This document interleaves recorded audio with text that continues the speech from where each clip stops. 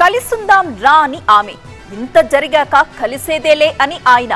ఇది దువ్వాడ కుటుంబ వివాదంలో తాజా అప్డేట్. తనకు ఆస్తులక్కర్లేదు, కుటుంబమంతా కలిసుంటే చాలు అంటున్నారు వాణి. కానీ రాజీ మార్గానికి ఎప్పుడో చేయి దాటిపోయిందంటున్నారు దువ్వాడ. బంధువుల రాయ బేరం వర్కౌట్ కాలేదు. పరస్పర కేసులతో వివాద బంతి ఇప్పుడు కోర్టుకు చేరుకుంది. పతి పత్ని ఔర్ వో సంచలనం రేపిన దువ్వాడ కుటుంబ కథా చిత్రం ఇంకా ఓ కొలిక్కి రాలేదు. ట్విస్టుల మీద ట్విస్టులతో వివాదం కొత్త టర్న్ తీసుకుంటోంది. 5 డిమాండ్లతో బంధు పెద్దలు సంప్రదింపులు జరిపారు. కానీ రాయబారాలు అంతగా ఫలించలేదు. మరోవైపు పరస్పర ఫిర్యాదులతో మ్యాటర్ కోర్టు పరిధిలోకి వెళ్లింది. ఇక వాణి ఇద్దరు కూతుళ్లు 10 రోజులుగా దువ్వాడ ఇంటి ముందున్న గ్యారేజ్లోనే నిరసన తెలుపుతున్నారు. దువ్వాడ మాత్రం ఇంటి గడప దాటి బయటకు రావడం లేదు. కూతుళ్ల భవిష్యత్ కోసం, సమాజం కోసం అందరం కలిసి ఉండాలన్నదే తమ అభిమతమన్నారు. అందులో భాగంగా ఎలాంటి షరతులకైనా తాము సిద్ధమన్నారు వాణి. ఆ ఇంట్లో అతని దారి అతనిది, నా దారి నాది.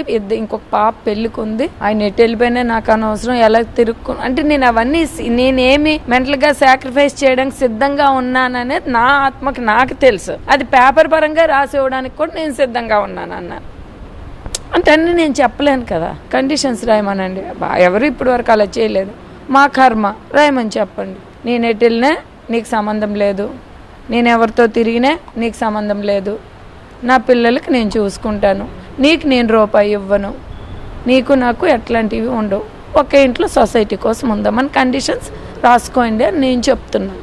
ఇంకంతకన్నా ఏంటి? కూతుళ్ల భవిష్యత్ కోసం, సొసైటీ కోసం కలిసి ఉండాలంటున్నారు వాణి. కానీ దువ్వాడ మాత్రం ఆ ఒక్కటి తప్ప దేనికైనా రెడీ అనే పట్టును మాత్రం వీడడం లేదు. తనకున్న 30 కోట్ల ఆస్తుల్లో 27 కోట్ల ప్రాపర్టీని రాసివ్వడానికి సిద్ధమన్నారు ఆయన. కొత్త ఇంటి జోలికి రావద్దన్నారు. పిల్లల బాధ్యత తనదేనన్నారు. వివాదం కోర్టు దాకా వెళ్లింది కాబట్టి న్యాయస్థానం తీర్పు ప్రకారమే నడుచుకుంటానన్నారు దువ్వాడ శ్రీనివాస్. ప్రజల్లో కొంపైపోయినాం, బాగా స్మాష్ అయిపోయినాం. ఈ ఇంటి దగ్గరికి మీరు వచ్చి అక్కడ కూర్చోవడం, ఇక్కడ వచ్చి కూర్చోవడం, మళ్ళీ నా ప్రైవసీకి అది భంగం. ఒకవైపు మీరు న్యాయస్థానాలకు వెళ్ళి న్యాయ పోరాటాలు చేస్తూ నా ప్రైవసీకి కూడా మీరు భంగం కలిగించే విధంగా ఉండడం.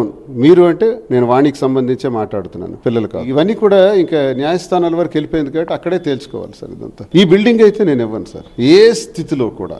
ఆ కేసులు తనే ఇనిషియేట్ చేసింది కాబట్టి కేసుల ప్రకారం కోర్టు ఎలా నిర్ణయిస్తే అలా చేసుకోవటానికి 4వ పాయింట్.